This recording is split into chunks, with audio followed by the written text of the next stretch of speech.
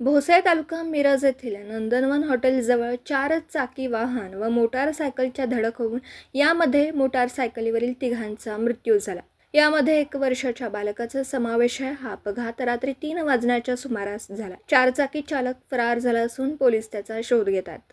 मिरज ग्रामीण पोलिसात अपघाताची नोंद झाली. याबाबत समजलेली अधिक माहिती अशी आहे की ऊस तोड कामगार सुरेश युवराज शिंदे वय वर्ष 29, संजना सुरेश शिंदे वय वर्ष 28 व 1 वर्षाचा बालक ज्ञानेश्वर सुरेश शिंदे हे सर्व राहणार खामसवाडी तालुका कळंब जिल्हा धाराशिव हे सर्वजण MH12 KB 8452 या क्रमांकाच्या मोटारसायकलीवरून सर्वजण पंढरपूरच्या दिशेने निघाले होते.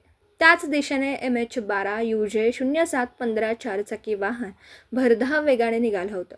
दोन्ही वाहनं भोसे येथील नंदनवन हॉटेलजवळ आल्यानंतर पाठीमागून 4चाकी वाहनांनी जोराची धडक इतकी भयानक होती की मोटारसायकलीवरील तिघेजण दूरवर फेकले गेले.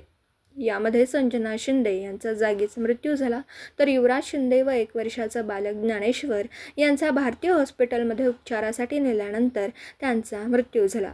पोलीस चालकाचा शोध घेत असून वाहनाच्या मालकाची माहिती मिळाली असून त्यातून चालकाचा शोध घेण्याचं काम सुरू आहे. या अपघाताची नोंद मिरज ग्रामीण पोलिसात झाली आहे.